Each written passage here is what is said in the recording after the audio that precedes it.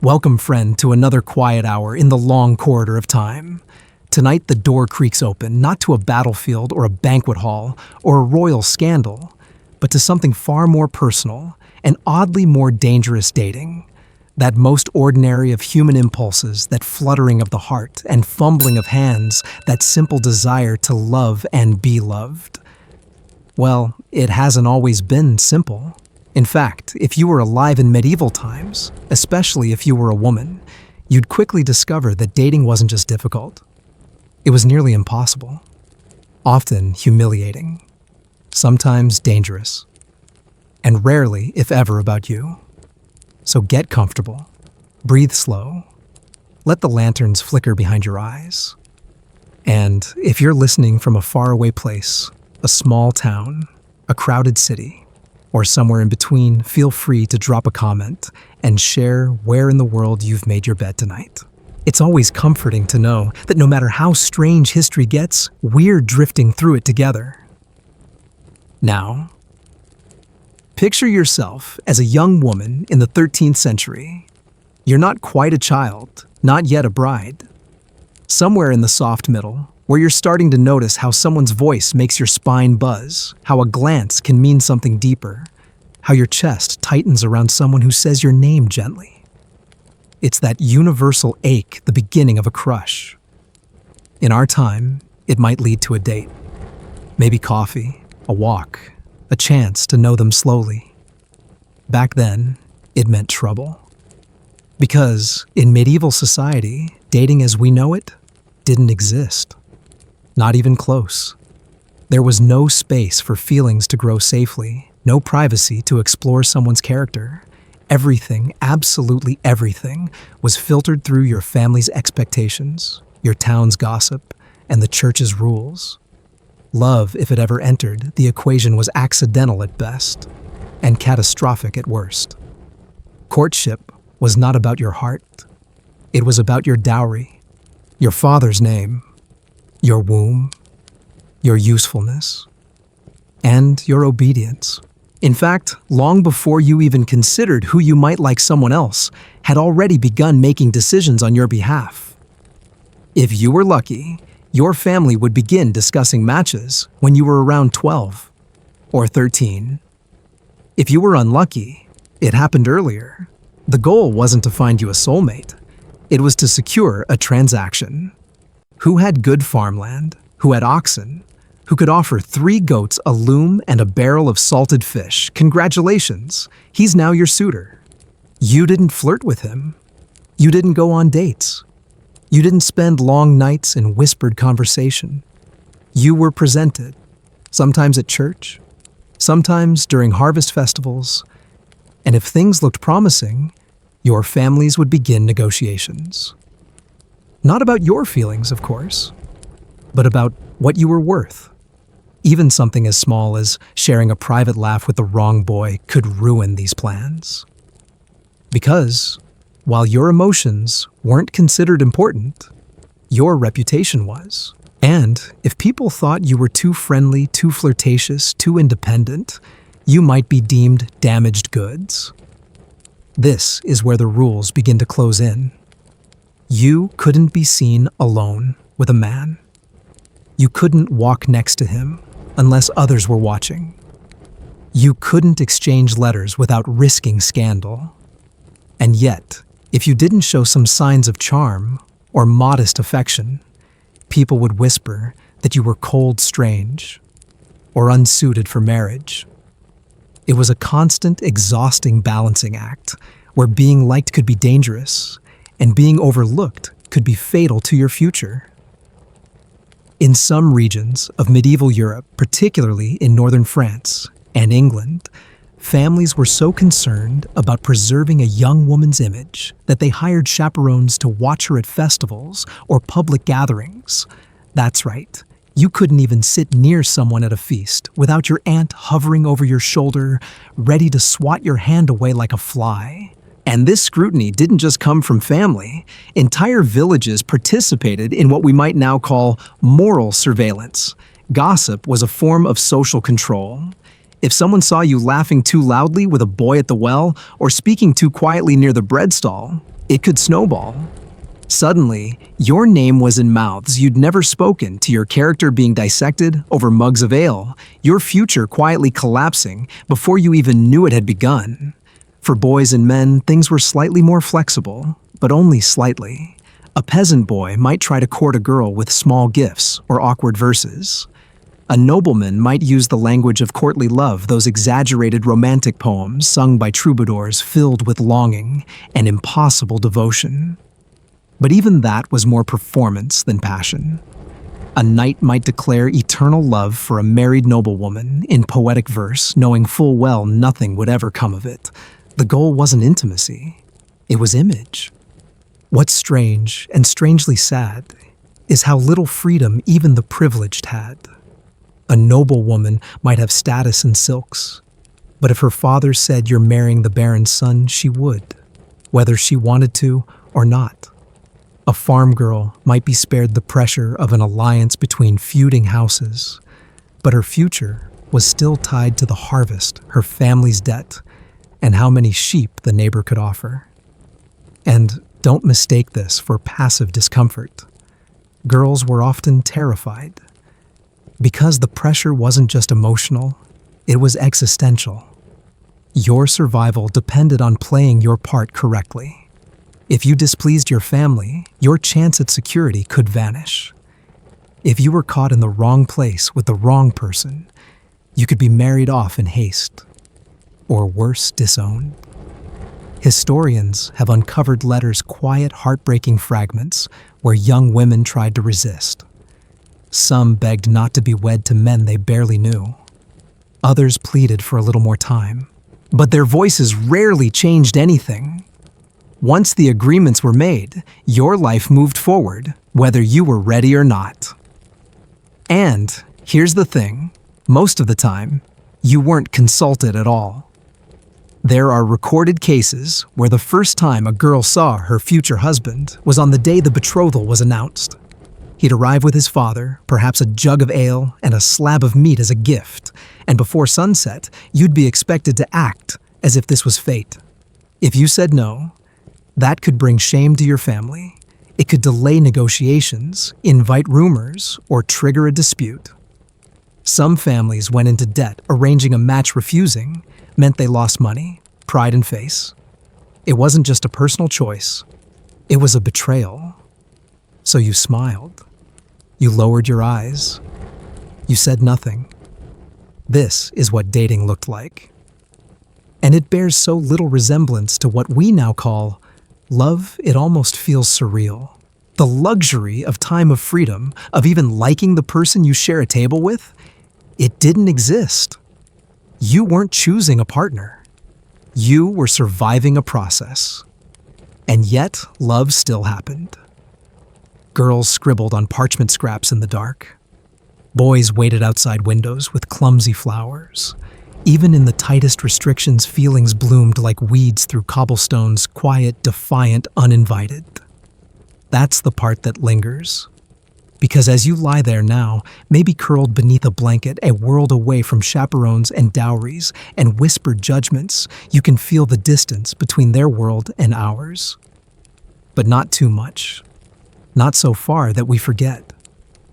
There's something sacred in choosing who you love, something that was denied to so many for so long.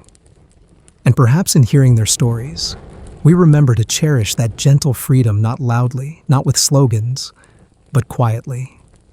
Like a candle we don't want the wind to find. You're still there, still lying quietly inside that medieval life you didn't choose, trying not to laugh too loudly or look too long at the boy near the market stall. But even if you do everything right, even if you smile the right amount, speak only when spoken to, and sit exactly where your aunt tells you, there's still one thing that could undo you completely. One thing that no matter how obedient or charming you are, could define your worth more than anything else. Your virginity. It's not the most comfortable thing to talk about, but it was the absolute centerpiece of medieval courtship and marriage, particularly for women. Virginity wasn't just a personal matter, it was public currency, a guarantee, A brand of purity that didn't just reflect on you, but on your father, your brothers, your whole bloodline. And the terrifying part, you didn't have to actually do anything wrong to lose it socially. A rumor was enough. A look. An accusation whispered at the wrong time. There were no modern tests, of course. No science. Just superstition gossip. And the ever-present suspicion that women were born to be untrustworthy. You could be perfectly innocent and still be deemed spoiled. A jealous girl, a spurned suitor, or a rival family might float a story into the air, and that story would stick to you like smoke.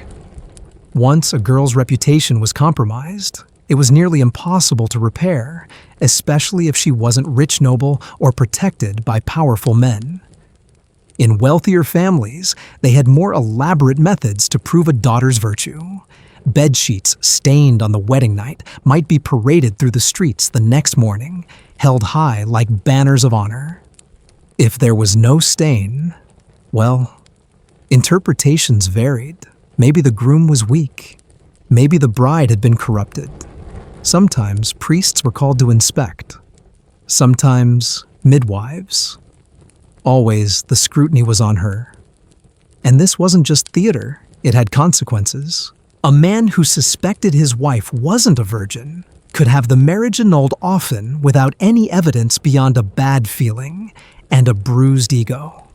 The woman, for her part, could be discarded, disgraced, or sent into seclusion. In extreme cases, she could be accused of fornication, a crime, in some regions that carried legal penalties, even physical punishment. In the Holy Roman Empire, for example, documented cases show young women fined, whipped, or publicly shamed for premarital relations, whether consensual or not. The irony, of course, is that this intense focus on purity made any form of courtship more difficult. How could a young woman form a connection with someone when even speaking to him might raise doubts about her character? How could she explore her feelings? Her human feelings when her entire social value depended on not acting on them. Even showing signs of physical maturity could be dangerous. Girls were married off shortly after their first menstruation in many places, particularly among noble or landowning families. Their bodies became indicators of ripeness for the market, so to speak. The church may have frowned on lust, but it certainly didn't delay weddings for the sake of youth. In fact, the younger the bride, the more likely she was to be untouched, and therefore more desirable in the eyes of prospective families. And what did this do to the girl herself? To you, if you were her? It made your body feel like a trap. Something you couldn't hide, but also couldn't control.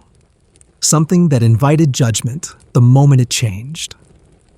You might begin to hunch your shoulders, to walk differently, to speak more softly, not out of shyness, but out of fear.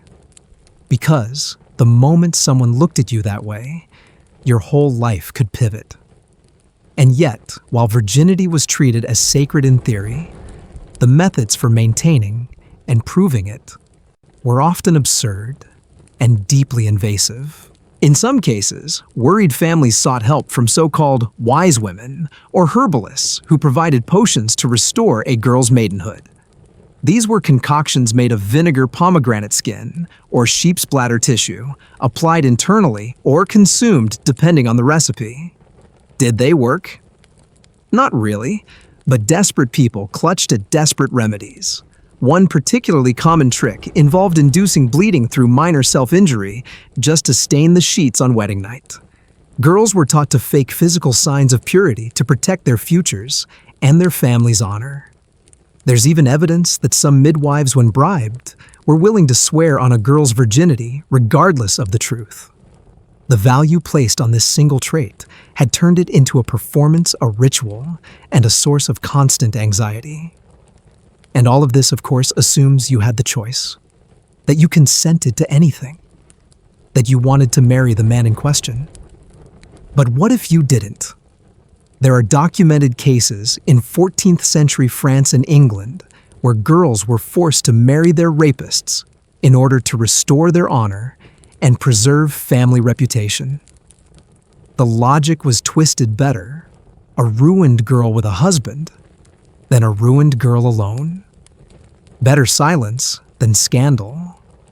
And if you were from a lower class, say, a serving girl or a field hand, you had even fewer protections. If a man from a wealthier family assaulted you, your virginity might still be called into question, but the consequences would fall on you, not him. The legal systems in many parts of Europe offered more leniency to men, especially nobles, who could claim they had acted out of passion or confusion. You were labeled impure, regardless of circumstance. Of course, this didn't stop people from falling in love. Not everyone bowed to the rules, but navigating desire under this shadow was incredibly complex. Imagine wanting to be close to someone and simultaneously fearing that your very attraction might destroy your life. Imagine having to hide not only your affection, but your body, your developing shape, your changing voice, your own curiosity. Some young women developed rituals of self-protection. They wore heavier clothing. They kept their hair hidden under tighter veils. They avoided direct eye contact. Some refused food or sleep before marriage, hoping to appear more childlike, less threatening, less visible. Others did the opposite, tried to seduce strategically, hoping to land a better match by turning reputation into advantage. But it was always a gamble. The line between desirable and dishonored was razor thin. One bizarre yet historically attested practice involved inspecting wedding beds before and after consummation. In certain German towns, a matron of honor, often an older widow, would examine the sheets for evidence of blood. If none was found, she might examine the bride herself. In more rural or superstitious communities, this evolved into ritual humiliation, with the bride paraded publicly the morning after to prove her success. Historians still debate whether these customs were widespread or exaggerated in surviving sources. Some believe the more extreme practices were symbolic rather than literal. Others argue they were very real in certain pockets of Europe, particularly in areas with strong clan or tribal honor codes. But regardless of how often these rituals occurred, the belief system behind them shaped every girl's experience. What all of this adds up to is a kind of constant quiet dread. The idea that your worth might not lie in your mind, your kindness, or even your ability to work hard, but in a fragile, invisible status that could be stolen from you without your consent or lost through no fault of your own. And it gets worse, because even once married, the expectations of purity didn't go away. A woman was expected to remain loyal, silent and above suspicion at all times. If she became pregnant too soon, it raised eyebrows. Too late, also suspicious. If her husband died suddenly, people wondered what she had done. The virginity obsession didn't just end with marriage, it morphed into a lifelong regime of behavioral policing. You went from being a maiden to a wife, and then to a widow, each role bound by its own fears and silences. So when we talk about dating in the medieval world, we're not talking about something fun or casual. We're talking about a game with rules you couldn't understand, penalties you couldn't predict, and stakes you couldn't afford to lose. Especially not if you were a girl. And yet, somehow, in all that noise and fear, some people managed to love anyway. Not because they were allowed to, but because even in the most impossible conditions, the heart still makes its quiet, foolish choices. You've survived the rules. You've tiptoed around the landmines of purity. And now let's say, somehow miraculously, you and the person you like both feel the same way. There's a tiny flicker of something between you, fragile and warm. A shared look. A few words exchanged at the well. A slight shift in how you pass each other in the fields. It's not much, but it's enough to make you feel alive. Unfortunately, it's also enough to make everyone else feel suspicious. Because, in the medieval world, love was never a private matter. Not even close.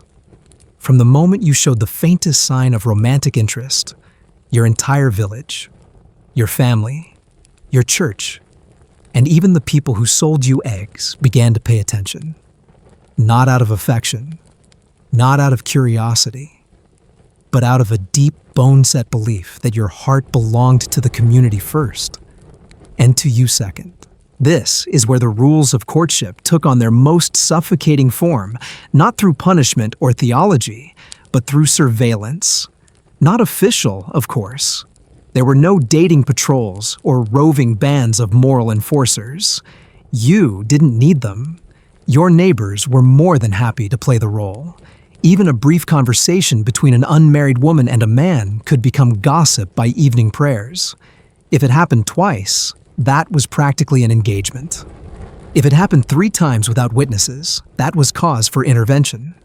In many regions of medieval Europe, particularly in smaller towns, community consent, unofficial but socially binding, was often more powerful than any law.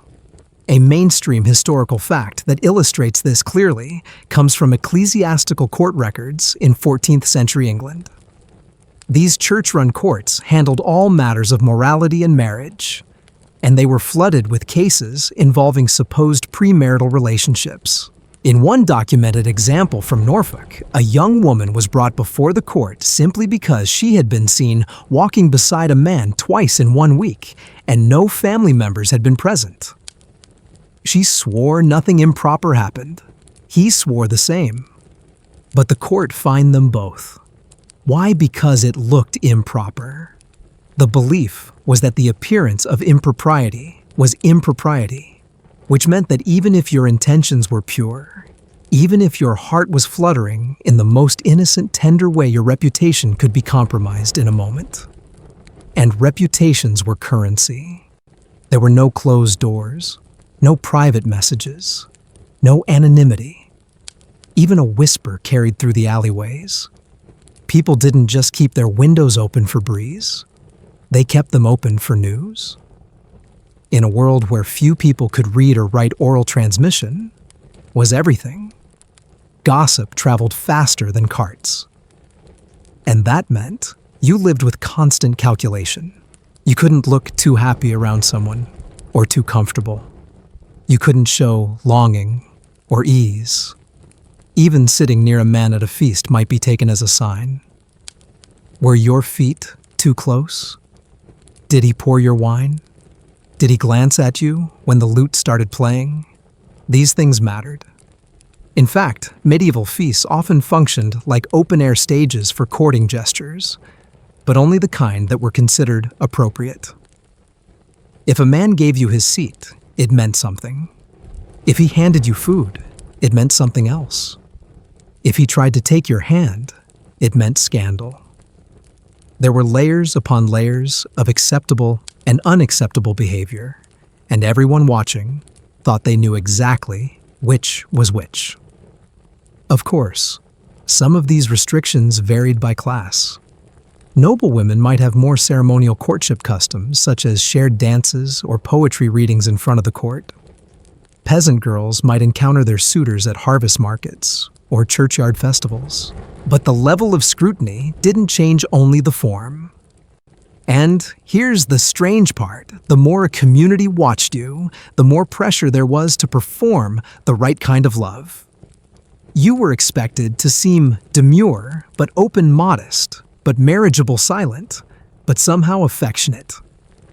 You couldn't be cold, or you'd be called unfeeling. You couldn't be too warm, or you'd be called loose. One particularly quirky historical tidbit. In parts of rural France and Flanders, villages would stage mock trials for couples who were seen together too often without announcing their engagement. They were accused of secret courtship. Sometimes this was playful. Other times, it turned cruel. In some regions, if a couple was deemed to be flirting too often, they might wake up to find a charivari parade outside their home, a cacophony of banging pots, shouting villagers, and bawdy songs designed to shame them into proper behavior. Dating, in short, could lead to literal public harassment. But perhaps the most tragic part of all this surveillance wasn't the embarrassment. It was the way it shaped your internal world. You started to police your own joy. You began to censor your thoughts. You rehearsed how to act before you ever spoke to someone you liked. You smiled less, walked faster, kept your eyes lowered, not because you were sad, but because safety lived in smallness. This environment didn't just affect women. Men were judged too, especially if they fell in love outside their class or acted with too much emotion. A nobleman who showed interest in a servant girl risked being seen as undignified. A poor boy who flirted with the miller's daughter might be accused of social climbing. Love across status lines was considered suspicious at best, sinful at worst. Historians still debate whether this intense social scrutiny functioned more as a means of morality enforcement or marriage control. Some argue that the fear of shame helped maintain community order and prevented young people from entering unsuitable or risky unions. Others believe it was a tool for keeping women in particular and their bodies' choices and desires under constant communal regulation. Perhaps both are true. Whatever the reasoning, the impact was real. Emotional intimacy was often postponed, redirected, or hidden altogether. People learned to express affection in code. A handkerchief tied in a certain way, a shared seat at Mass, a look that lasted one heartbeat too long. It was dangerous, but it was also deeply human. Because despite everything, the gossip, the threats, the risk of disgrace, people still found ways to love. And maybe that's what made those glances across the courtyard so electric. Maybe that's why the thrill of early affection has always held so much power. When every look is a gamble, every smile becomes a revolution. There's something strangely beautiful in that kind of quiet rebellion. And if you ever feel frustrated today when a message is left unread, or someone ghosts after a date, or you fumble through an awkward conversation, you might pause just briefly and consider how lucky we are to live in a time when love is mostly our own. When you don't need the village to agree before you text someone back. When you don't need a witness to approve your feelings. The path may still be hard. Love never stopped being complicated. But at least now, it's yours to try. So now you've managed to navigate the rules, preserve your reputation, and somehow slip past the watching eyes of the village. Maybe you even have a chance at something real, someone who smiles at you like they mean it. Someone who doesn't mind that your hands are rough from grinding flour or that your hair always smells faintly of smoke. You're not in love perhaps, but something has started. Then he shows up in armor, a knight, or maybe a nobleman, someone who looks like he belongs in a song, not a stable. He speaks differently, walks like the world owes him a path, offers you a flower or a poem or some tortured story about how your eyes have ruined him for all other women. And in that moment, you have a new problem. It's not just your heart you have to protect. It's your safety.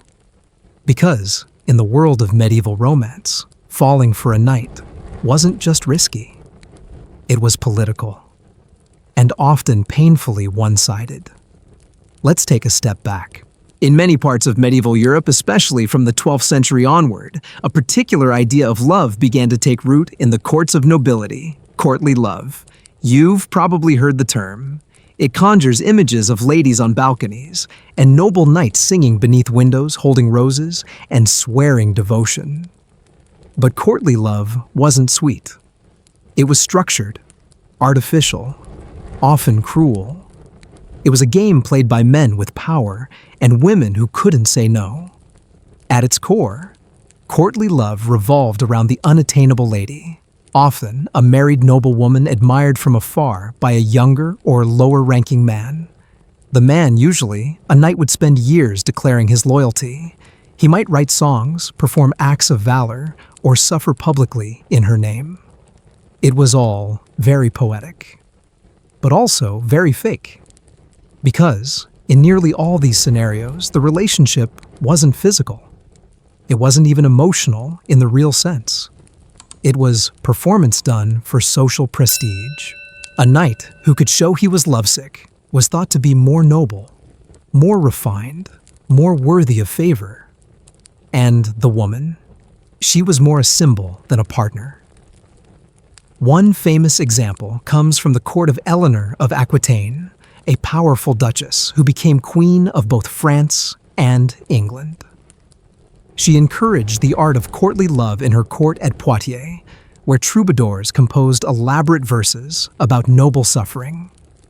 But these weren't based on mutual relationships. Most of the women involved were already married or politically unattainable. The love existed in imagination only, but not always. Because sometimes these gestures moved beyond performance. Sometimes the man expected something in return. And that for women was where things got dangerous. If a powerful man expressed affection, turning him down could be seen as an insult. If he asked for a kiss or a private meeting and you refused, he might take it personally. He might retaliate socially, politically, even physically. And if you didn't resist, if you let him touch your hand or write you a letter or steal a kiss under the orchard trees, then you might be accused of inviting it. There was no safe answer. This kind of asymmetrical romance happened across class lines too. If you were a peasant girl and a knight showed interest, you were stuck. Say no and risk anger. Say yes and risk ruin. And let's be honest, many of these men weren't interested in love at all. They were interested in ownership. In some regions, the idea of droit du seigneur, the supposed right of a lord to sleep with a peasant bride on her wedding night, was used to justify coercion. Historians still argue whether this was a real legal right or more of a cultural myth, but either way, the belief was powerful. And for a girl who caught the attention of a nobleman, it meant that even marriage couldn't protect her. Even among equals, power played a role. A man who could fight, kill, and command armies was considered heroic. A woman who showed too much agency was considered unmanageable. So if a knight decided he loved you, what he usually meant was that he loved the idea of you, especially if you were quiet, pretty, and out of reach. And if you didn't fit that mold. If you were clever, sarcastic, or uninterested in being rescued, then you were trouble. And trouble for women didn't end well. There's a lesser-known detail from the 13th century poem The Knight of the Cart by Chrétien de Troyes, a foundational story in Arthurian romance. In it, Sir Lancelot pursues Queen Guinevere, and at one point, he tries to force her to show affection in return. She resists. He sulks. Eventually, she gives in, not because she wants to, but because she's expected to reciprocate his grand suffering. It's written as noble love. But read it now, and it's hard to miss the pressure. That's the problem with so much medieval romance. It looks beautiful on the outside, poetry flower songs, but underneath it's built on silence, imbalance, and obligation. The woman is expected to inspire devotion, but never to act on her own desire. She is pedestal-bound, admired like a statue, and statues don't speak. And if she does speak, if she rejects the knight's affection, then she becomes the villain, the cold-hearted lady, the arrogant noble, the ungrateful girl. Ballads were filled with such portrayals, women who were punished for refusing love, who met tragic ends for daring to defy a man's passion. One quirky example comes from German Minnesang poetry, where men would compete to see who could suffer most convincingly. Points were awarded not for winning a woman's heart, but for describing how devastating her rejection was. It was emotional theater. And women, they were the set piece. And this spills over into real life. Young knights raised on these stories often believed that persistence was proof of love, that grand gestures would wear down resistance, that a woman's no just meant try harder, And while some of these tales ended with marriages and celebrations, many ended with broken reputations, unwanted advances, and a lingering sense of danger that no poem could erase. Even if you wanted to love someone back, even if your feelings were sincere, you had no safe way to explore them. Holding hands could be misconstrued. A private meeting could be scandal. A kiss might be mistaken for consent or taken without asking. The margin for error was paper thin. And let's not forget that all of this was happening in a world where women had very little legal recourse. If something went wrong, if a courtship turned sour, or a powerful man crossed a line, you had few places to turn. Most towns didn't have a system for reporting harassment. Most churches prioritized male reputation over female safety. You could be punished just for speaking up. So when you hear about the great romances of medieval literature, the knights and the ladies, the ballads and the longing, it's worth remembering that for most women, this wasn't romance. It was risk. And not just emotional risk, real danger. But still, some found ways to love. Some carved out space between the rules. There are letters from noble women to their secret lovers hidden under floorboards or smuggled in baskets. There are poems written in the margins of religious books disguised as prayers. There are stories of women who met their future husbands while exchanging glances across the hunting fields, and somehow, through patience and luck, turned infatuation into partnership. They were rare, they were lucky, and they often paid a price. But they remind us that even in the most rigid systems, even when love is reduced to performance or punishment, something still stirs, something still dares, something still reaches across the distance and says softly, "I see you," even if no one else is allowed to. You're doing well, all things considered. You've followed the rules. You've guarded your virtue like a priceless relic.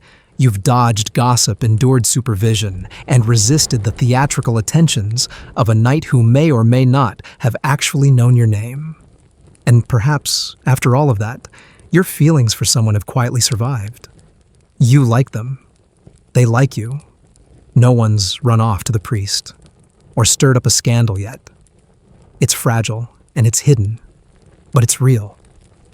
Now imagine this. You can't eat. You can't sleep. Your chest feels tight. Your hands tremble, and your thoughts won't stop circling around them. You're not in danger, are you? According to medieval physicians, you are, because what you're experiencing is not love. It's illness. To fall in love during the Middle Ages was quite literally to fall sick. The symptoms were cataloged, the cures prescribed. Doctors, such as they were, warned against the perils of unchecked emotion, especially in women. That flutter in your chest, dangerous. That loss of appetite, a warning sign. That persistent yearning for someone's attention, a condition to be treated before it turned into something worse. They called it lovesickness, and it was taken seriously.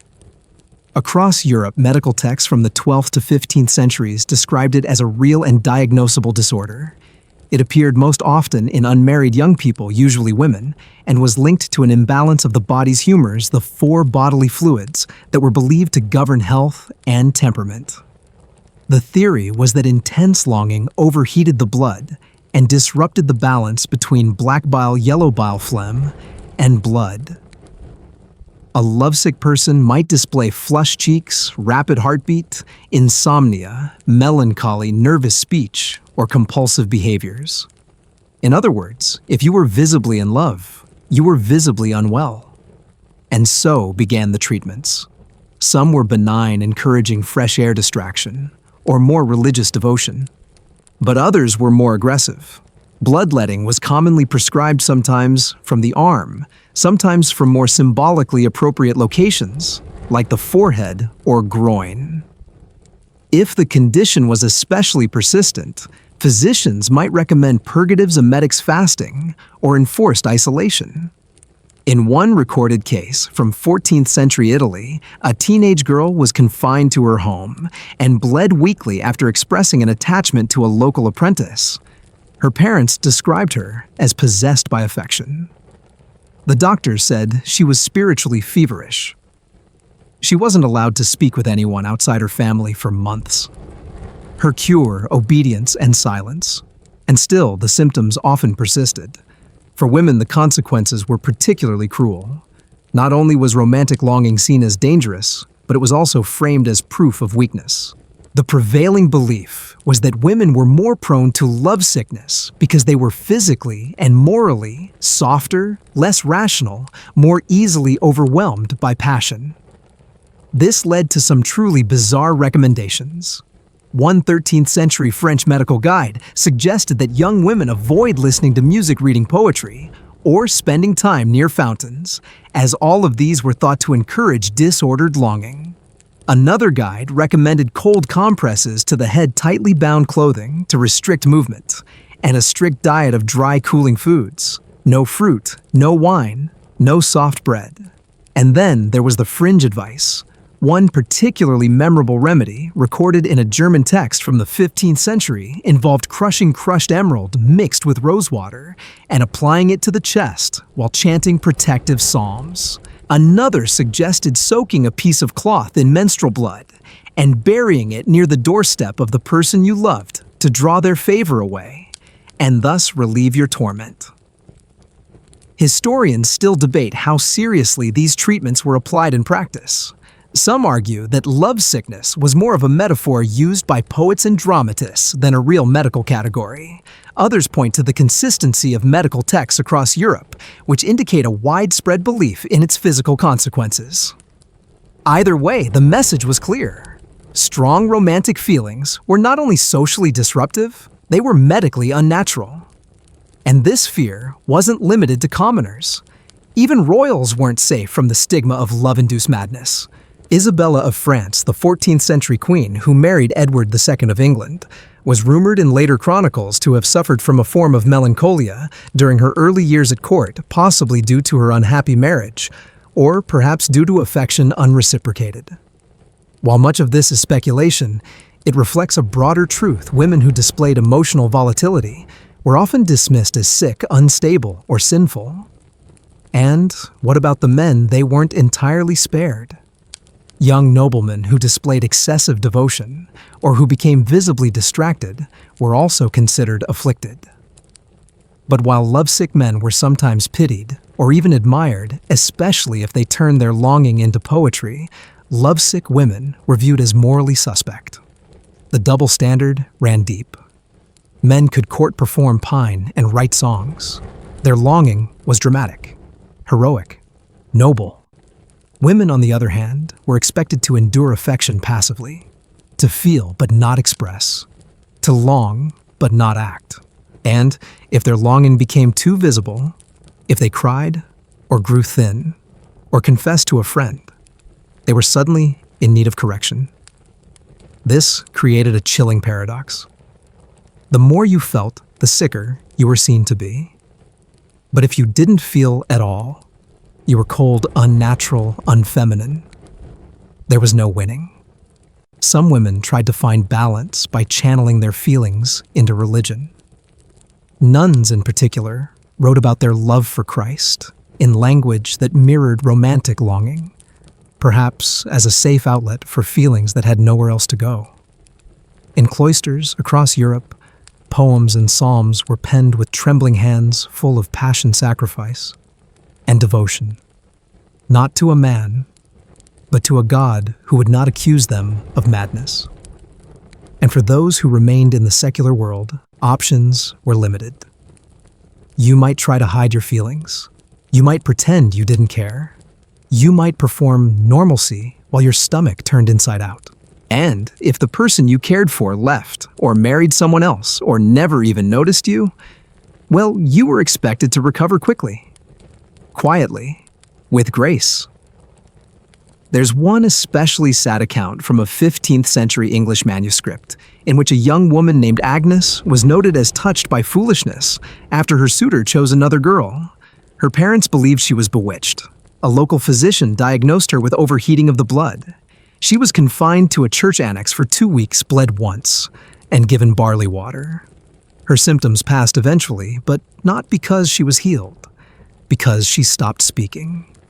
It's easy to romanticize the past, to imagine that medieval love was full of stolen glances and whispered poems and gallant gestures. And sometimes it was. But more often, it was a source of real distress, especially when you weren't allowed to express it, or when the very act of feeling was pathologized. Love wasn't a personal journey. It was a liability. And yet, even here, in the face of bleeding and barley water and crushed emeralds and silence, people still loved, still yearned, still found ways to dream. Because hearts don't follow rules, even when the doctors insist they should. So let's say you've gotten this far somehow. You've managed your reputation. You've avoided the diagnosis of lovesickness, and maybe you and someone have formed a quiet bond. A smile here, a passing word there, a moment stolen behind a column at church, or beneath the branches of a fruit tree while others are distracted by the harvest. It's delicate, but real. Now you might think that the next step would be something small, something simple. Maybe you'd reach for their hand. Let your fingers brush.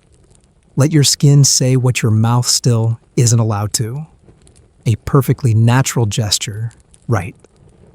Except in the Middle Ages, that was not just a gesture. That was a risk. Because physical contact between an unmarried man and woman wasn't just scandalous, it was dangerous. Not only socially and spiritually, but medically.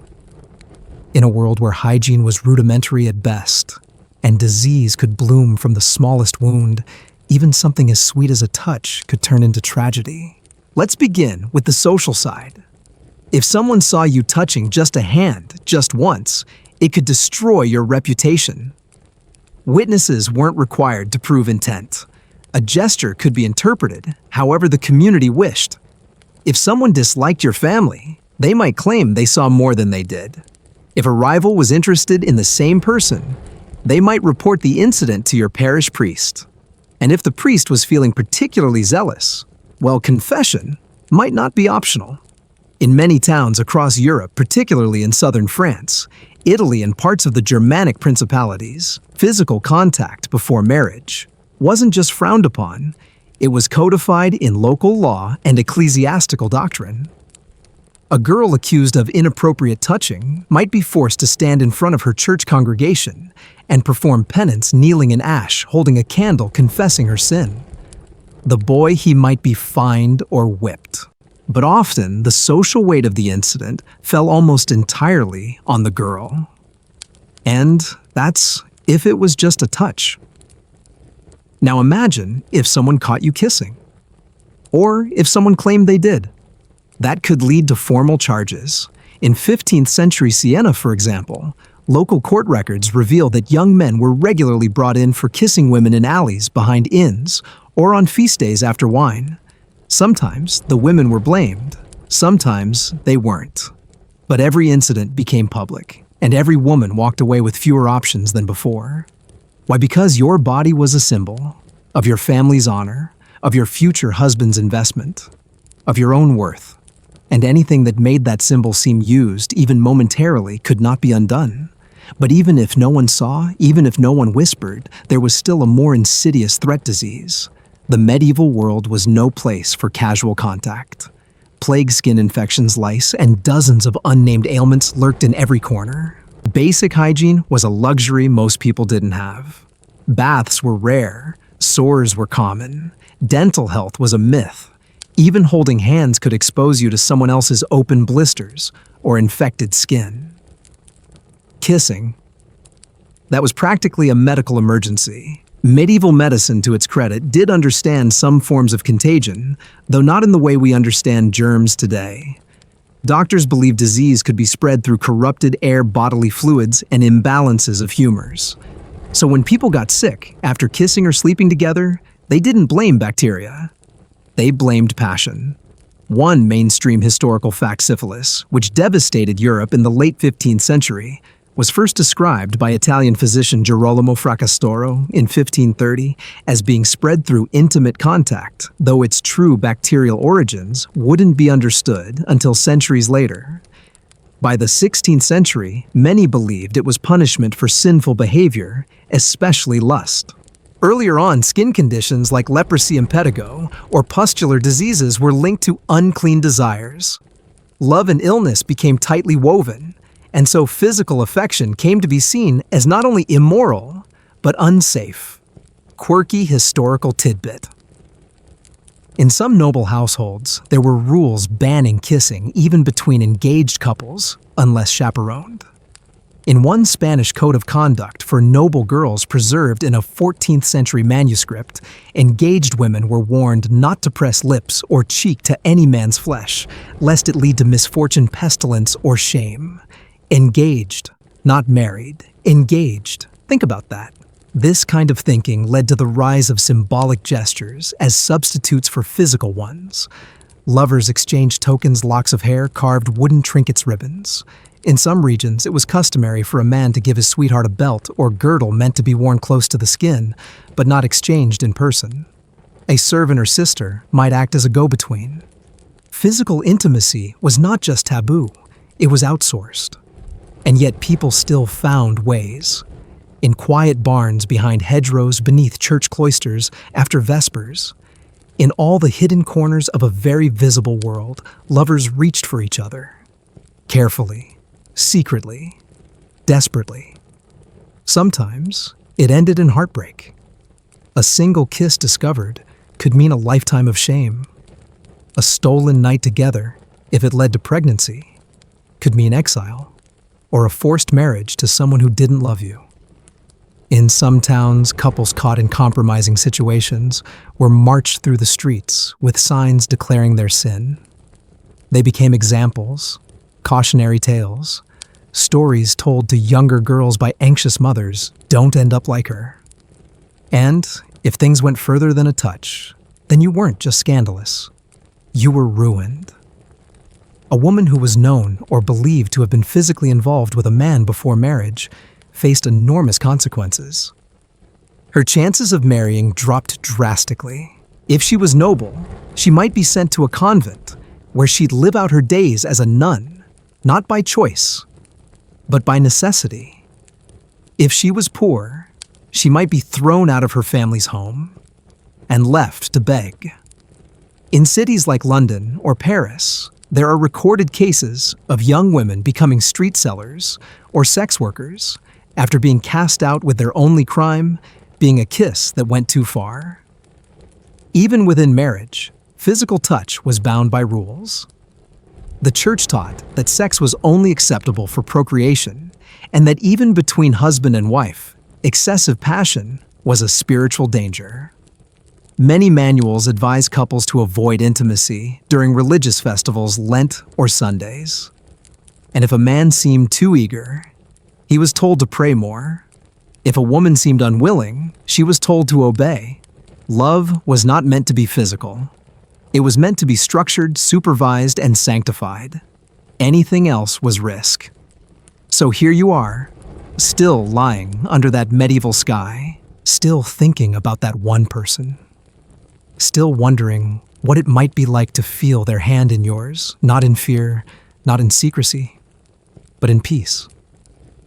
And even that small desire feels enormous.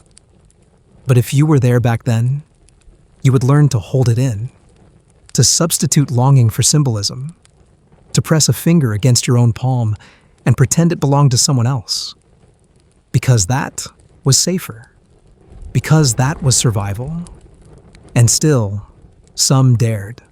They touched despite everything. In moments no one saw. In ways no one could control. Not because they were reckless, but because they were human.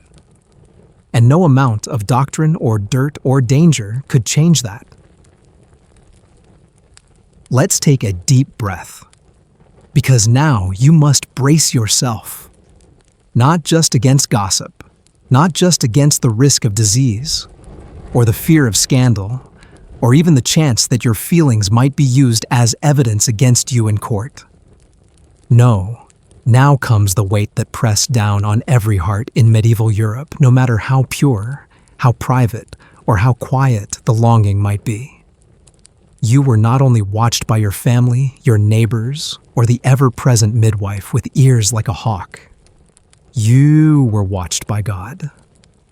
And in the Middle Ages, God was always watching. You see, in this world, there was no such thing as a private romance, not really. Your desires were not your own. Your thoughts, even the silent ones, were considered part of a moral record that heaven itself was keeping score on. A whispered wish, a lingering glance, a flutter of the heart when someone passed by in the village square. If it wasn't properly restrained, if it wasn't carefully channeled into the straight and narrow path of holy marriage, it was sin. This wasn't merely cultural. This was doctrine. The church was the center of daily life. It wasn't just where you worshiped on Sundays. It governed your time, your diet, your rituals, and yes, your feelings. Every phase of life from birth to death was wrapped in theology. And love, romantic love, erotic love, the love that makes people blush and tremble, was seen as the most volatile and dangerous force of all. Lust was one of the 7 deadly sins after all, right up there with wrath and envy. And the church made sure everyone knew it. From cathedral pulpits to roadside shrines, from illuminated manuscripts to dramatic morality plays acted out during feast days, the message was hammered home.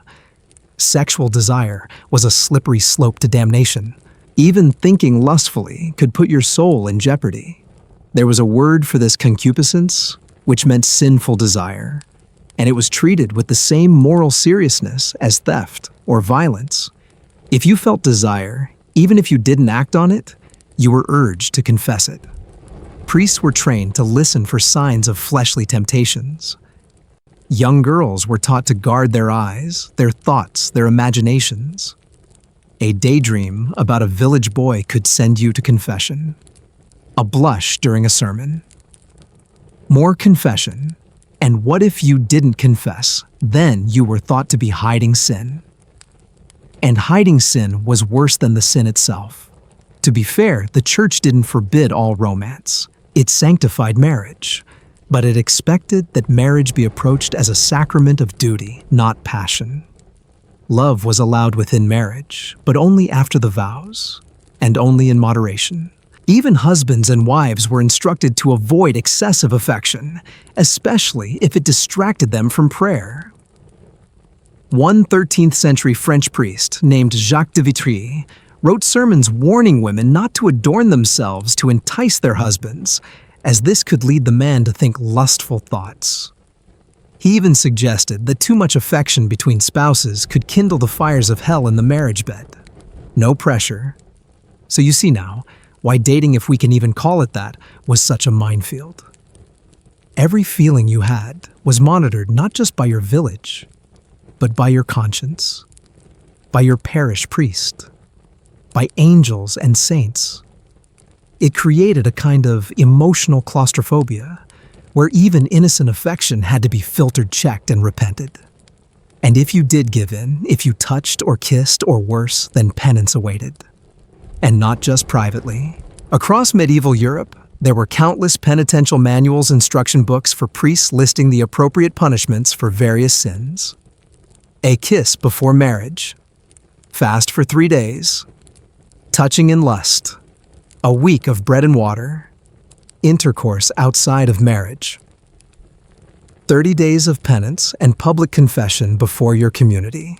Some priests imposed even harsher terms, especially on women. The belief was that female desire was more dangerous, more tempting, and more likely to cause others to fall into sin. Historians still debate how widely and consistently these rules were enforced. Some argue that rural communities were more lenient, that many priests turned a blind eye or treated these issues with compassion. Others point to the enormous number of church court records dealing with sexual misconduct, and premarital betting agreements proof that sin and punishment went hand in hand. But either way, the psychological toll was undeniable. Imagine being 15 or 16 years old, feeling your first real attraction to someone, and believing deep down that those feelings might doom your soul. It didn't help that religious art and imagery were soaked in warnings, demons surrounding couples in bed, saints weeping for those who succumbed to pleasure, illustrations of women tormented in hell for tempting men with their hair, their eyes, their perfumes. There were even stories of girls who died young and were denied a Christian burial, not because they acted immorally, but because they were thought to have entertained temptation. And yet, despite all of this, love still happened. Lovers still met in fields, and chapels wrote poems in margins, shared bread in silent alleys, exchanged rings under candlelight. They still risked it. They still burned with longing. Perhaps because they believed God could forgive, or perhaps because the human heart was simply stronger than the fear of fire and brimstone. Quirky tidbit. In some regions, lovers devised religious loopholes. In 15th century England, a practice called hand fasting allowed couples to pledge themselves to one another in front of a small group and consider themselves married in the eyes of God, even before a formal church wedding. Though controversial, it gave some cover to young people who simply couldn't wait. Another workaround pilgrimage. In towns like Canterbury or Santiago, young couples sometimes used religious pilgrimages as a pretense to spend time together away from their home village. Under the protection of a saint, they could walk side by side, talk, share food, and maybe let their hands brush. But the fear never really left. Even in those moments, even in stolen joy, there was always the feeling of being watched, of being judged, of needing to repent. And this constant tension between desire and danger, hope and guilt, was the defining emotional landscape of medieval romance. So if you're lying awake in your bed tonight, wondering why dating back then was so hard, remember this: it wasn't just the rules. It was the weight of eternity. Every flirtation was a test, every heartbeat a threat. And yet, still against all odds, people found ways to love. That perhaps is the miracle. Imagine you've done everything right. You've obeyed your parents. You've guarded your reputation. You've even fasted and prayed when that little flutter of attraction crept into your chest. But you're still human. And maybe, just maybe, you write something down. A note, a line of poetry, a simple confession carefully folded and slipped into a basket of bread or tucked beneath a stone by the village well. What could be more innocent? Well, in the Middle Ages, writing something romantic wasn't just sweet, it could be deadly. Because in a world obsessed with purity, obedience, and control, even a love letter could become a weapon. You see, words had power. And written words, especially when they were preserved, could be read, misread, and reinterpreted by others. If your affections were committed to ink, they could be used against you. Publicly, legally, spiritually. Let's take an example from 14th century France. A young woman in Rouen was accused of unchaste intent when a neighbor intercepted a note she'd written to a local scribe. It was a simple thing, no outright declarations of lust, no promises of elopement, just a few lines of verse about longing and fate. But it was enough. The note was read aloud in front of the parish. Her father was fined. She was made to wear a penitent's veil for 3 weeks. The scribe sent away. That's how dangerous words could be. In England, especially by the 15th century, the line between private affection and public scandal had grown razor thin. Parish records in counties like Kent and Norfolk document cases where courtship letters were brought forward during church disciplinary trials. Some were used as proof of premarital fornication. Others served as evidence in disputes over betrothals, because yes, if you wrote "I love you" and "will marry you," and then didn't, you could be sued. That's one mainstream historical fact worth lingering on. In late medieval England, the church treated a written promise to marry what we'd now call an engagement as legally binding. This was called a verba de futuro, or verba de presenti, depending on the wording.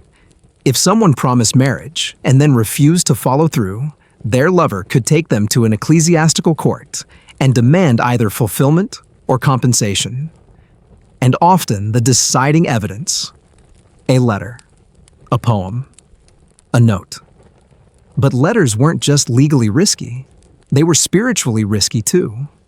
Because writing especially expressive, emotional, sensual writing was associated with temptation.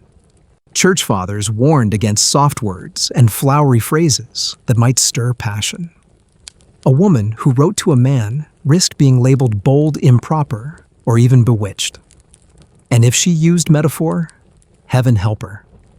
A line like "my heart burns in your absence" could be twisted into a confession of lust or sorcery. Yes, sorcery. Here's where things take a darker turn. Because if a love letter contained perfume, or was found near herbs, or used certain phrases associated with folk charms, it might not just be seen as inappropriate. It could be read as evidence of witchcraft. One case from 15th century Germany tells of a girl named Lise who was accused of casting a love spell on a farmhand. The only evidence, a note he found under his pillow with a pressed flower inside and a phrase written in Latin she couldn't possibly have known on her own. Lisa was arrested and interrogated. Her note was entered into the trial record. She was released, but only after weeks of questioning and threats of torture. Historians still debate whether these trials were more about real fear of magic or a means of controlling female sexuality. But the outcome was the same: romantic expression, especially by women, was inherently suspicious. So imagine being a young woman in love. You want to express yourself but the safest place for your feelings might be nowhere. Not in a letter, not in a song, not even in a whisper if the wrong person is listening. That's why many lovers turn to codes and symbols. A ribbon tied in a knot, a flower with a hidden meaning, a tiny carving of a bird or a heart. In 15th century Italy, there are documented examples of lovers exchanging brooches or carved spoons with symbolic engravings. The spoon for nourishment, the engraving for memory. Safer than a poem. Easier to deny. Quirky historical tidbit. In some parts of rural Bohemia, couples developed a unique form of silent courtship involving embroidered sleeves. Girls would sew tiny motifs into the cuffs of their dresses: acorns for hope, stars for longing, a curled fern for secrecy. Boys who understood the codes could reply by gifting ribbons or handkerchiefs with their own stitched symbols. A whole language bloomed silent and soft, and easily dismissed if questioned. But even silence wasn't always enough, because jealousy was fierce. A rival might accuse you out of spite. A parent might confiscate your keepsakes and turn them over to the priest. And once something was out in the open, once your feelings had been exposed, there was no taking them back. A note wasn't just a note. It was a liability. One slip of paper could mean humiliation penance or worse. So here you are, with a heart full of longing and a head full of words.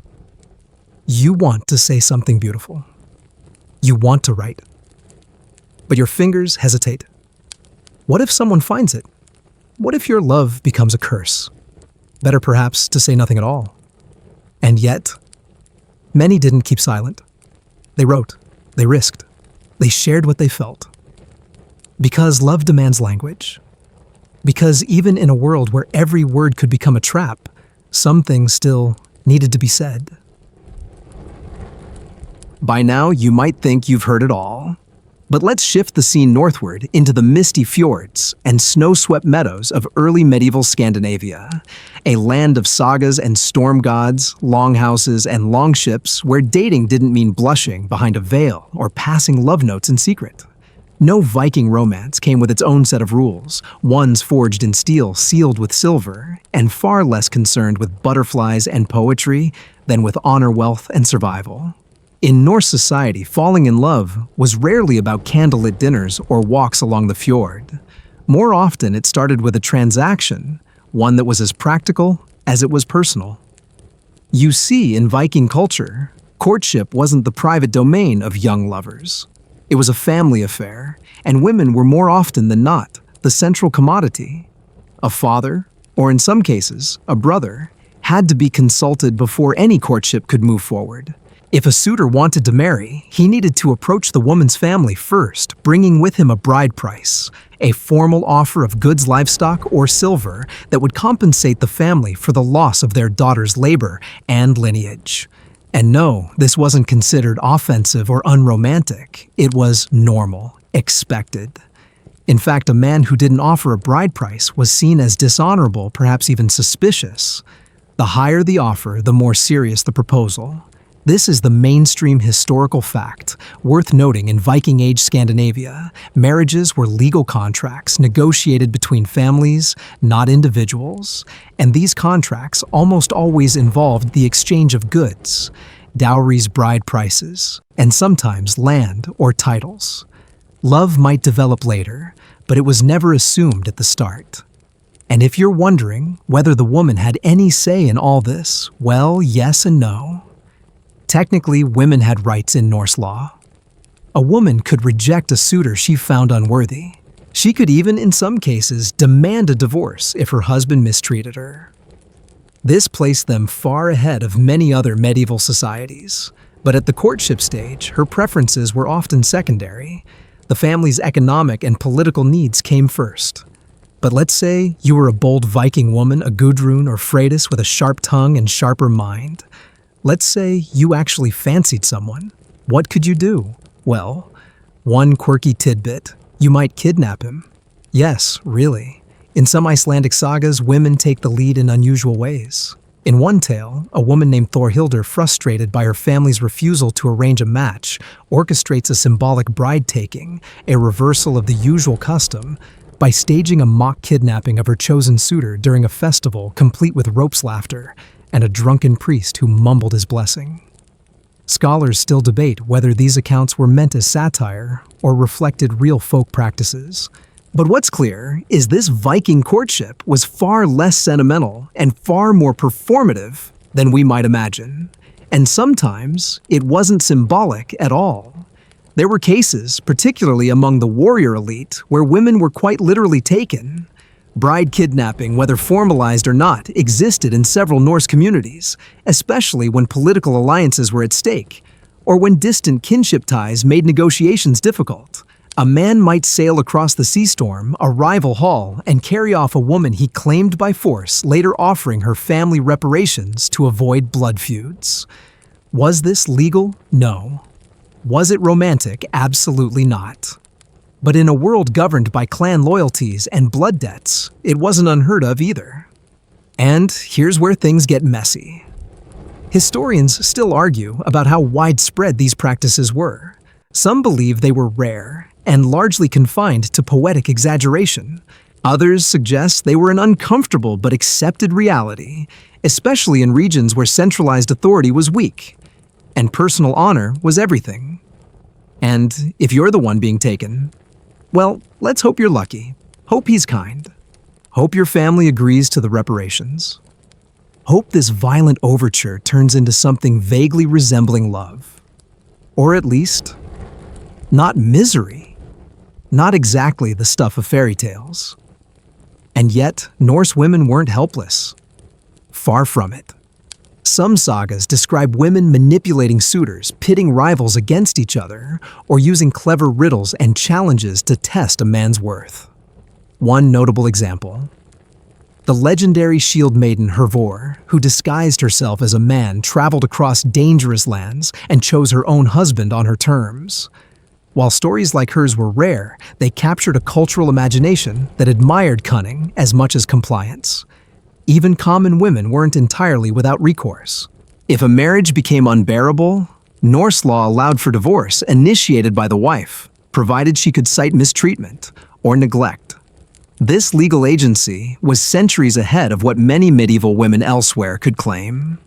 But none of this made courtship easier. Imagine trying to build affection in a world where matches were arranged in mead halls, where your hand in marriage might be won with cattle or axes, and where emotional intimacy was a secondary concern at best. Imagine walking into a longhouse knowing your future might be decided over a carved drinking horn and a handshake between your father and a stranger. Imagine writing no poems, receiving no gifts, whispering no promises, just exchanging silver and waiting to see if this man, this warrior, this political pawn might grow into someone you could tolerate. And still, love sometimes bloomed. Even in this world of contracts and raids of frost and fire of warriors and weavers, people managed to find moments of tenderness. A shared blanket on a winter night, a quiet look across a fire, a son named for the mother's father, or a daughter given a name that meant hope. Because even among the Vikings, brash and brutal though they might seem, love still found a way. Sometimes through strategy, sometimes through song, sometimes simply because two people, against all odds, decided to choose each other. But only after the silver had been counted. Let's leave the icy fjords behind for a moment and cross continents and centuries to the delicate flowering courtyards of Tang Dynasty China. Here, romance took a very different form, not forged in fire and silver, like among the Norse, but woven in ink and silence. This was a world where poetry mattered more than touch, where longing lived in metaphors, and where the space between lovers was measured not in distance, but in duty. The Tang Dynasty, 618–907 AD, is often remembered as a golden age of Chinese culture, especially for its breathtaking poetry. If you were a scholar or a court official during this time, expressing affection wasn't about whispering sweet nothings or sneaking glances. It was about writing something so beautiful it could survive for centuries. And indeed, many did. But behind the art and elegance was a cold reality. Love was often powerless against parental command and societal design. In this world, a family's reputation, class status, and political alliances trumped personal feeling every time. Even emperors bowed to these expectations when it came to arranging marriages. You didn't marry the one you loved. You loved the one your family allowed. Here's the mainstream historical fact. In Tang China, marriage arrangements were typically made by parents and elders, often when the children were still very young, and involved detailed negotiations over dowries and social compatibility. Love, if it came, was an afterthought. This meant that for young people at court, or even in common homes, romantic feelings had to find subtler outlets. And so, they turned to verse. Lines that spoke of moonlight on plum blossoms or sorrow under rain-soaked silk curtains weren't just pretty metaphors, they were coded longings. A poem about a crane's distant call might not be about birds at all. The Tang poets became masters at saying everything without saying it. Baizhui, Li Bai, and Du Fu wrote verses that carried double meanings, and while many of their works were about nature, philosophy, or politics, the undercurrent of lost or forbidden love was always there. Soft, patient aching. One especially quirky tidbit. During this period, it was common for young men to commission calligraphers to write out poems on silk fans or scented paper, which would then be gifted often through intermediaries to the women they admired. If a woman responded with her own poem using clever allusions or matching verse structure, it was considered a sign of deep intelligence and mutual interest. But this kind of emotional exchange didn't guarantee anything. In fact, It might even complicate matters. A girl might fall for a poet, only to find herself married off to a military officer she'd never met. A boy might pine for a classmate, only to be told his match had already been made, perhaps to someone more politically useful. Even among the imperial elite, love could be tragic. One of the most famous stories from this era is that of Emperor Xuanzong and his beloved concubine Yang Guifei. Their romance was legendary, filled with music and poetry, but ultimately it ended in catastrophe. Blamed for the chaos of the An Lushan rebellion, Yang Guifei was executed by imperial command. Her death haunted the emperor until his last breath, and their story became one of the most mournful ballads in Chinese history. Historians still argue whether their love was as grand as the poems claim, or if it's been exaggerated by later generations, eager for a tragic tale. Either way, it reflects the precariousness of love in a society where even emperors were bound by protocol and fate. And beneath this structured beauty, there was also deep sadness. Because, while the poetry was sublime, the lived experience could be stifling. Imagine being a young woman who's just received the most exquisite poem, each line shimmering with hidden devotion, and knowing you can never answer it. Not without risking disgrace. Not without angering your father or jeopardizing your family's honor. Imagine folding the paper quietly, placing it in a lacquered box, and saying nothing. Or worse, burning it and pretending your heart didn't catch fire along with the ink. There's a reason so many poems from this period speak of dreams. In dreams, lovers could meet. In dreams, choices could be made freely. And in dreams, love could exist without punishment. But not in daylight. In daylight, marriages were arranged by dowry sheets, and names were written into household registers with all the warmth of a business ledger. And yet, love endured. Because where control tightened, creativity flourished. Lovers passed poems through lattice screens. Scholars etched messages onto fans left accidentally on garden paths. Servants whispered secrets between households. Entire romances unfolded through glances at the spring festival, or shared songs played on the hien. For all the constraints, the human heart pressed outward like a lotus rising through still water. And perhaps that's the true beauty of Tang Dynasty romance. Not that it was free, but that it was resilient. Art became armor. Poetry became protest. Longing became literature. And behind every perfect line was a person aching, waiting, hoping that someday, somehow, the words might be enough. From the ornate palaces of Tang China, we now move westward into the fragrant courtyards and shadowed archways of the medieval Islamic world. Here in the bustling cities of Damascus, Baghdad, and Cordoba, love bloomed behind screens and within poems, yet was forever shadowed by the weight of religious law, social boundaries, and the architecture of seclusion. For women especially, dating, or even the faintest echo of it, was a delicate act of balance, carried out beneath veils, behind mashrabiyah screens, and always under watchful eyes. In this world, women were often physically separated from unrelated men. This was not simply a matter of custom, it was codified into the very design of homes, markets, and cities. The private or haram areas of a household were reserved for women and close family members. If a man caught even a glimpse of a woman from outside the family, it might be considered a scandal, or worse, an invitation to dishonor. The mainstream historical fact here is critical and very real. In much of the medieval Islamic world, particularly from the 8th to 14th centuries, women's public presence and interactions with men were highly restricted due to religious and cultural norms that emphasized modesty haya and separation segregation, or gender seclusion. Women could not openly mingle with men in social settings, and romantic relationships outside marriage were not just frowned upon, they were criminal.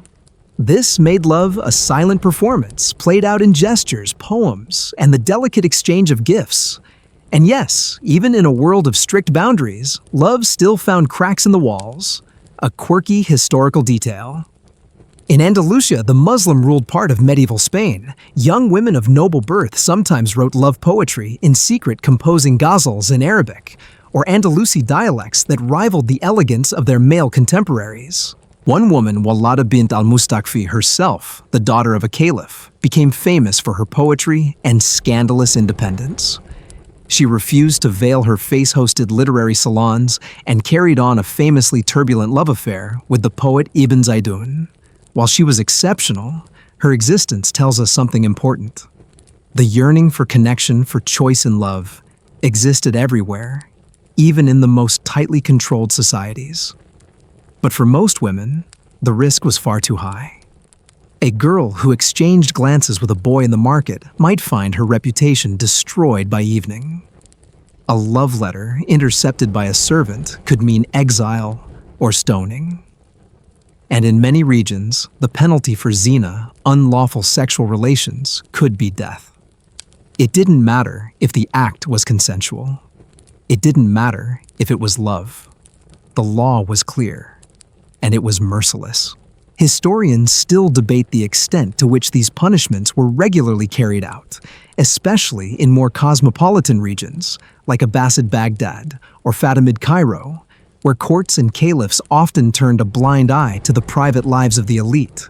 But for most ordinary women, especially those without powerful families to protect them, the line between affection and catastrophe was razor thin. Imagine being a girl in a courtyard house in 10th century Aleppo. You hear a song drifting in from the street, a young man singing poetry under your window. You don't dare respond. You don't even look. But your heart thuds anyway. Or maybe you pass through the market in Cordoba, careful not to raise your eyes. You see him, the boy from your dreams, the apprentice who smells faintly of almonds and ink. Your hands brush as you both reach for the same fig. You snatch yours quickly and turn away, hoping no one noticed. Because, if they did, your future could change in an instant. This system of fear and modesty didn't just affect women's actions, it shaped their identities. From a young age, girls were taught that their honor was fragile, their desires dangerous, their bodies vessels of temptation. They were told to avoid anything that might stir affection outside of marriage. Songs, stories, even certain foods were discouraged. Laughter, too much perfume, walking too slowly, any of these might be seen as flirtation. And yet affection persisted. Love stories from the Islamic world are some of the most passionate and tragic in global literature. The tale of Layla and Maiden, an Arab equivalent of Romeo and Juliet, tells of a love so powerful that it drives the hero mad. He wanders the desert composing poetry for a woman he can never marry. His name, Maiden, means possessed. He dies alone beneath her grave. It's fiction, yes, but it reflects something deeply true. That to love in this time and place was to suffer. To long for someone openly was to invite ruin. And for women, the stakes were always higher. Sometimes, the only dating that occurred happened after marriage. A husband and wife might spend their first months getting to know each other if they were lucky. Sometimes, they had never even met before the wedding night. Compatibility was hoped for, not arranged. And for those who didn't marry, spinsterhood carried its own social stigma. A woman who never married might be pitied, mocked, or cast aside. Her best hope was often to retreat into religious life, joining a Sufi order, devoting herself to study or prayer, and removing herself from romantic consideration altogether. Still, women found ways to assert their desires. Sometimes in poetry, sometimes in prayer, sometimes in nothing more than a sigh beneath the jasmine vines. There is something heartbreakingly human in all this, the way love found shape, even in shadows. The way feelings were folded into poems passed through locked gates, whispered between servant girls and secret allies. The mashrabiyah screens might have kept lovers apart, but the soul as ever reached through. From the lattice-screened world of hidden love in the Islamic courts, we now cross into the opulence of the Mughal Empire, where marble palaces gleamed under saffron skies, and women of royal blood were wrapped in silk, guarded by eunuchs, and imprisoned by 1,000 invisible chains. The Mughal harem, for all its luxury, was a golden cage. And for the women inside, love was not just rare, it was dangerous. On the surface, Mughal women lived lives of unimaginable wealth. Jewel-studded anklets, ivory chess sets, Persian carpets, and mangoes flown in from distant provinces, these were not myths, but daily comforts. Yet beneath this gilded surface was an existence ruled by strict protocol, religious conservatism, and dynastic politics. Here's our mainstream historical fact. Royal Mughal women were highly educated, politically influential within the confines of courtly life, and often involved in patronage of the arts and architecture. But they were strictly secluded in the Zanana women's quarters, and their marriages were almost always arranged to serve imperial alliances. Love was a risk and personal choice, a fantasy. Even princesses couldn't choose their husbands. Matches were made to secure power, stabilize provinces, or prevent uprisings. Daughters were bartered like treaties. If a woman dared love outside that narrow script, the consequences could be swift and merciless. Consider the story of Zeb-un-Nissa, daughter of Emperor Aurangzeb. A brilliant poet, theologian, and patron of learning, she wrote under the pen name Makfi, which means the hidden one. She was said to have fallen in love with a man unfit in her father's eyes, perhaps a court poet, perhaps a mystic. The exact details are lost in the fog of time, but what remains is chilling. She was imprisoned for the rest of her life, her poetry smuggled out in secret. This isn't just a tragic footnote, it's a recurring theme, quirky historical tidbit. In some Mughal courts, female poets use coded floral language to express longing.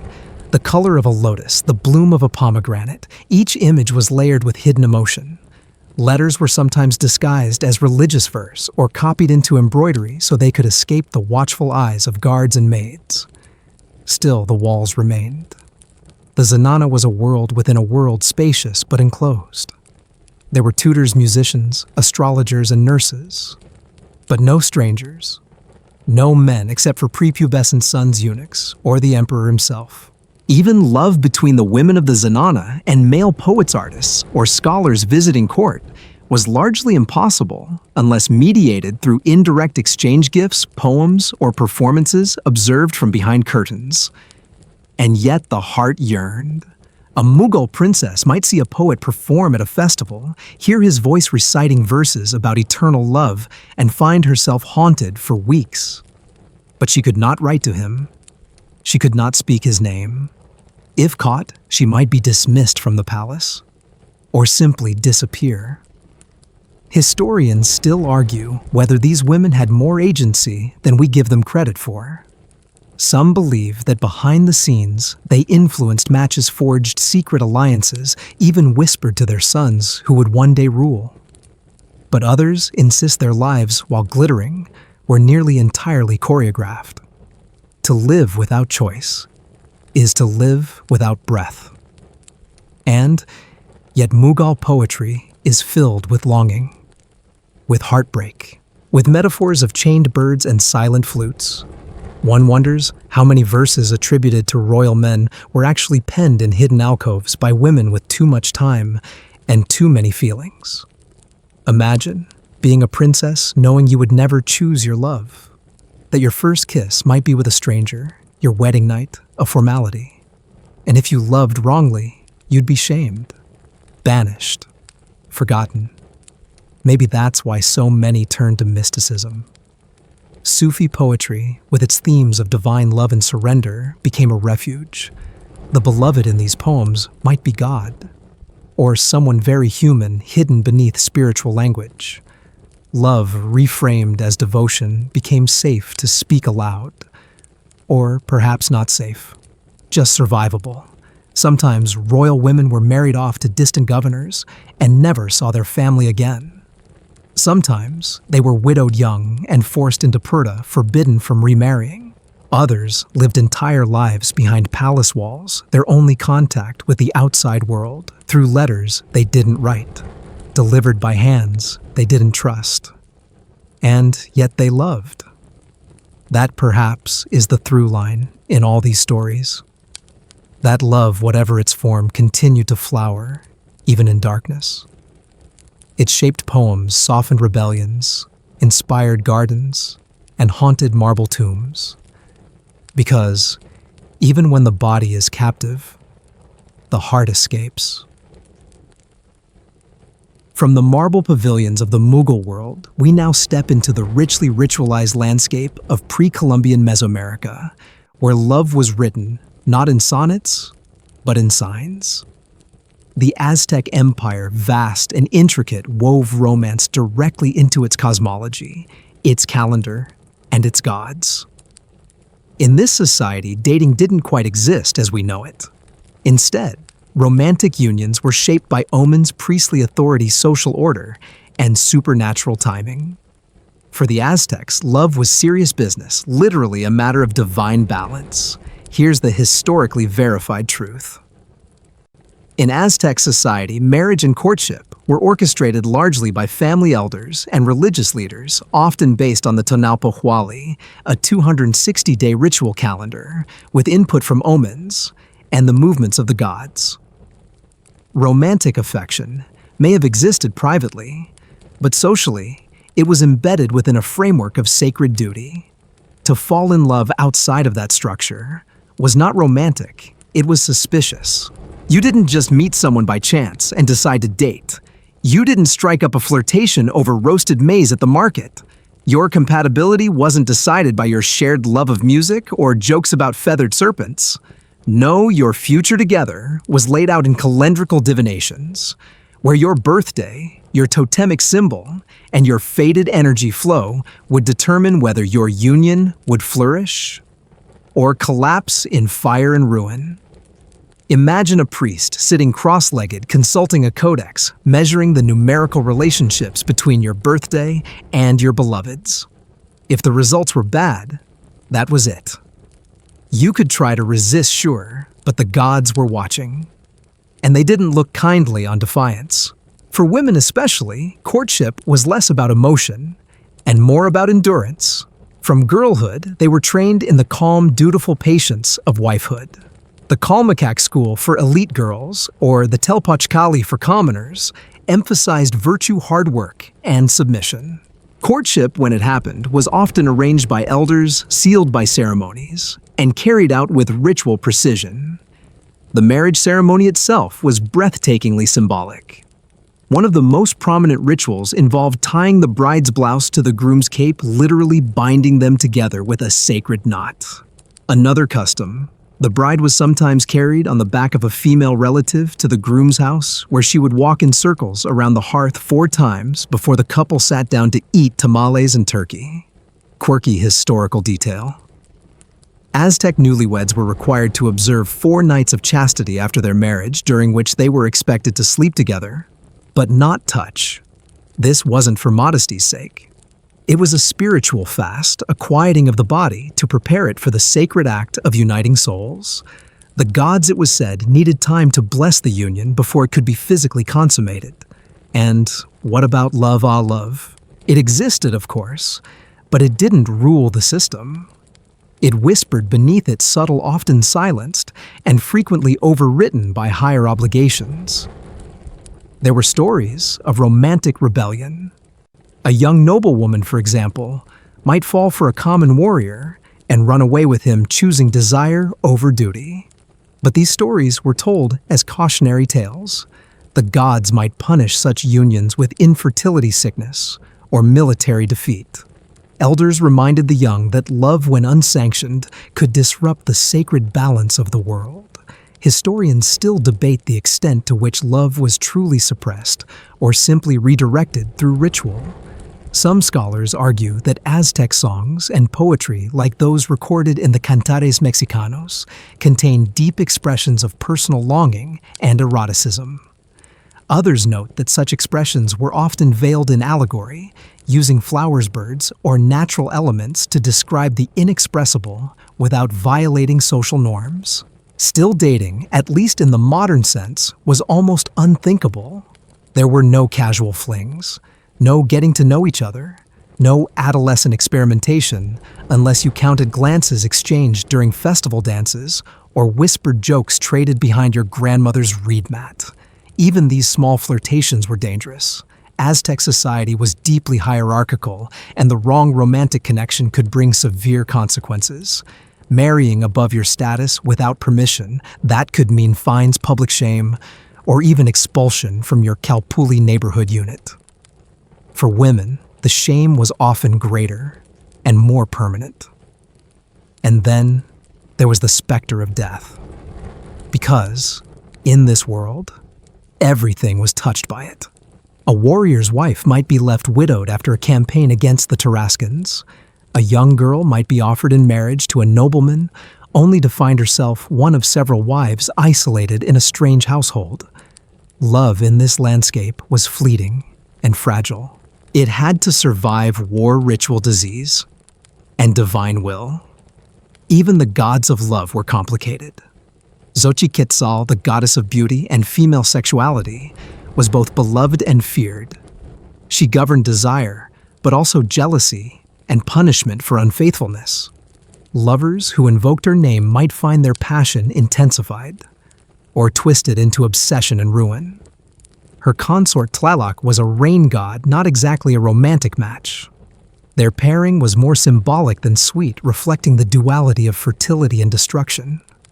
Aztec mythology was filled with such dualities. Love wasn't good or bad, it was powerful.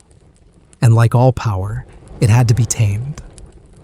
This led to strange customs. For example, a suitor might court a girl by asking her family repeatedly for permission to marry up to 4 or 5 times, even after being refused. Each visit was ritualized, bearing gifts and honorifics, and always conducted by a spokesman or elder, not the suitor himself. The process was a performance one, in which persistence proved worthiness, and public ceremony replaced personal confession. But if after all this, the girl agreed, it still wasn't simple. Astrologers had to be consulted, offerings made, family alliances mapped, and sometimes the date would be pushed forward or delayed because the gods deemed a particular day unlucky. To wait for love was to wait on the stars. It's easy to laugh at that from a modern sofa, glowing phone in hand, swiping through dozens of faces.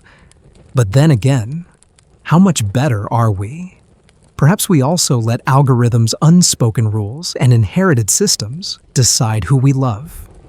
Perhaps our rituals are just less obvious, not less rigid. And perhaps like the Aztecs, we still believe in fate.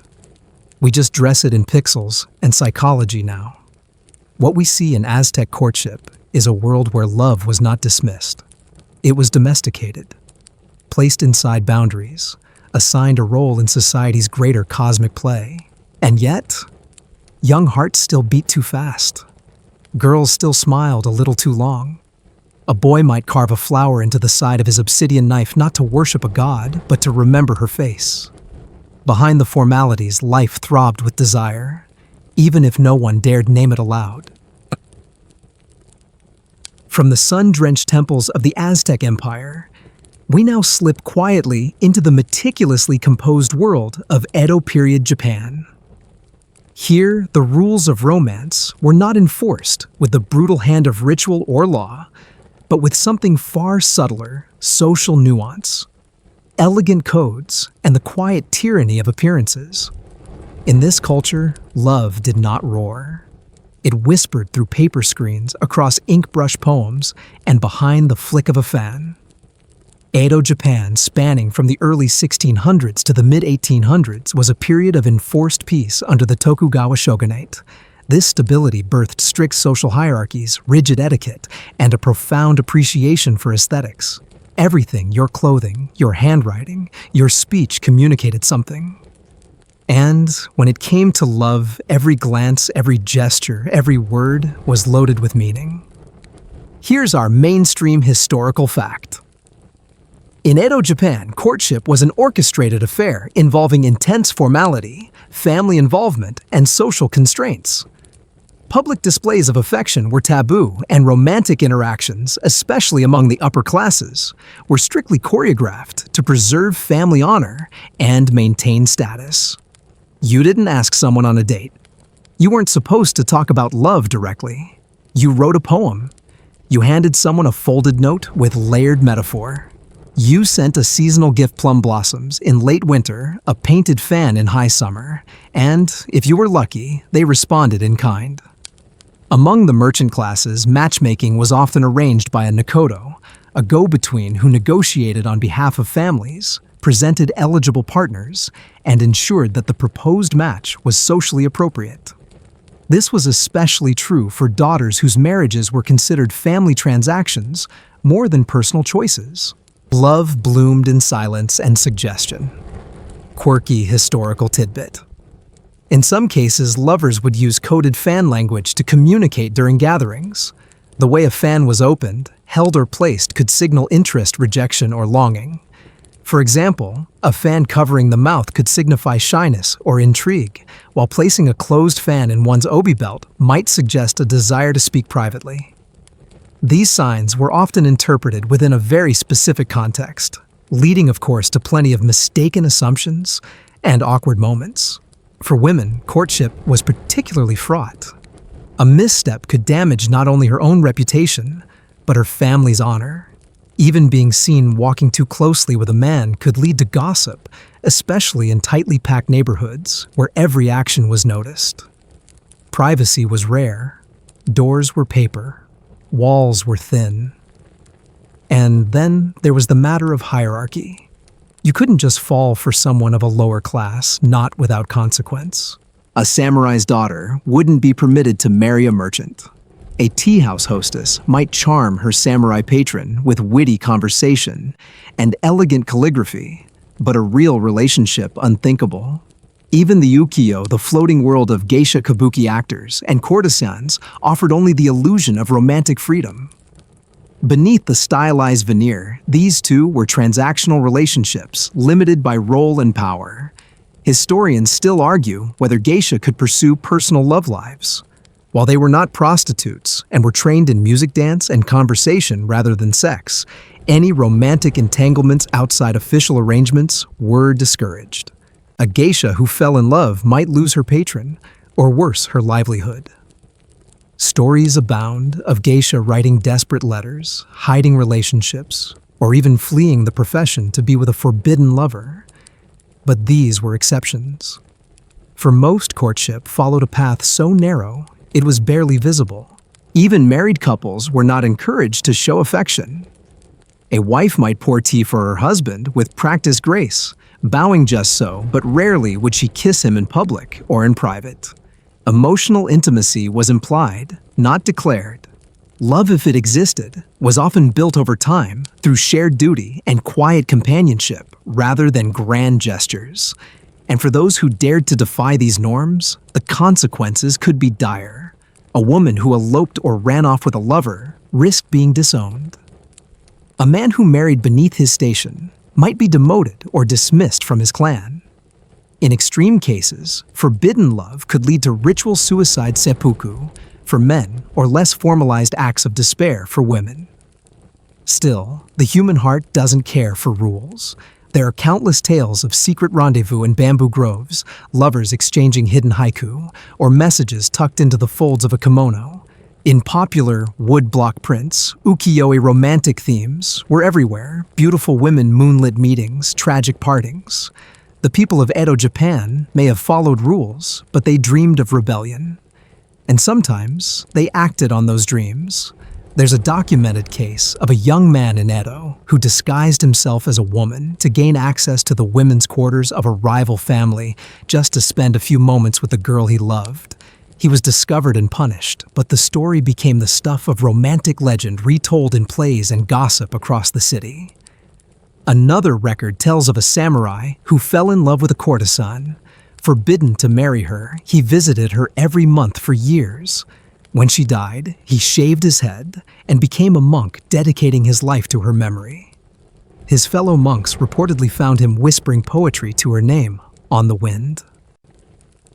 Were these the norm? No, but they're not so different from the tales we tell today. Because at its core, even within a society of ritual and restraint, love found ways to survive. It seeped through cracks in the tatami floor. It fluttered on a fan's edge. It lingered in the final line of a poem. Imagine yourself dressed in silk, kneeling on a polished wooden floor. You unfold a small paper square, its brushstrokes delicate, its ink slightly faded. A haiku, nothing overt, just a reference to falling leaves, a morning mist, and the shape of a crane in flight. But you know what it means. You read it again, and you smile. In that moment, behind the politeness and the protocol, your heart beats a little faster. And just like that, you are in love. In the soft hush of the final stretch of the story, we return to where we began, not to a specific kingdom or ritual or class system, but to the deeply human act of falling in love, in a world that rarely made space for it. Across the many empires we've tiptoed through, from the castles of Christendom to the misty roads of Edo, one thread binds them all: the quiet, persistent courage it took to love in a time where everything was designed to suppress it. Now let's pause and say this clearly. In the Middle Ages and well into the early modern era, romance wasn't about joy, it was about survival. For women especially, dating was not the sweet, tentative exploration of mutual interest we might imagine today. It was often a negotiation with danger, with power, with social expectation. Love, if it came at all, was something you might stumble into after marriage, not before. And even then, it had to be managed carefully, lest it spark suspicion, scandal, or sorrow. Let's begin here, the myth that love has always been a universal human right. Because in reality, for most of human history, especially for women, the ability to choose who to love was an unthinkable luxury. Marriage was a survival contract, not a soulmate journey. Your family status, your dowry, your fertility, and your obedience determined your romantic fate. Feelings. If they fit into that framework, lucky you. If not, best to forget them.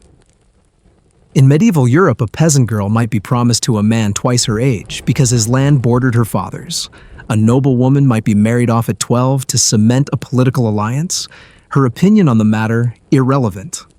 Sometimes she wasn't even told until the ceremony itself was underway. Even the idea of a woman having romantic preferences was seen as vain, rebellious, or downright sinful. Mainstream historical fact. In many medieval societies, women, especially noble or royal, were betrothed as early as age 7, with marriages finalized by 12 to 14, often without their direct consent. This was considered normal and even virtuous.